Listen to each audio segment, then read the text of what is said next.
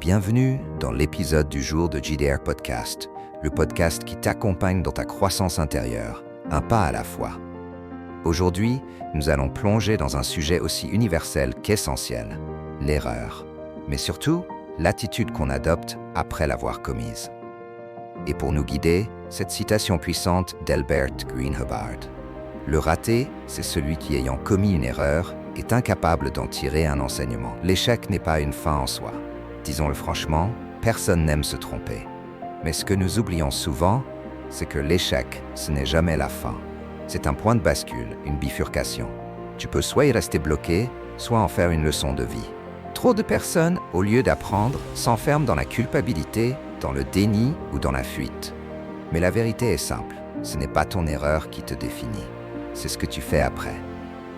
Ce qui distingue les vainqueurs des autres. Écoute bien ceci, tout le monde tombe. Le gagnant, il tombe et il se relève avec une brique dans la main. Il bâtit quelque chose de plus fort. Le raté, il tombe et il refuse de voir.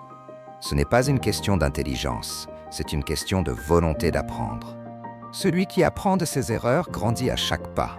Il affine sa stratégie, développe sa force intérieure et surtout, il devient plus sage. Transformer ses erreurs en tremplin. Les plus grandes réussites humaines sont nées de grandes erreurs. Mais avec une nuance, ce sont des erreurs analysées, comprises et intégrées. Le vrai progrès vient de l'honnêteté avec soi-même. De cette capacité à dire « oui, j'ai mal agi, et voilà ce que j'en retire ». Quand tu vois une erreur comme un professeur et non comme un bourreau, alors elle devient un levier vers ton succès. Action du jour. Tu le sais, ici, on ne fait pas que parler, on agit. Voici ton exercice simple mais puissant. 1. Prends un moment de calme. 2. Identifie une erreur récente que tu as peut-être ignorée. 3. Pose-toi cette question sans filtre. Qu'est-ce que cette erreur essaie de m'apprendre? 4. Et ensuite, note une action concrète à poser dans la journée pour ne pas la reproduire. Ce peut être un appel à passer, une excuse à formuler ou une nouvelle stratégie à appliquer.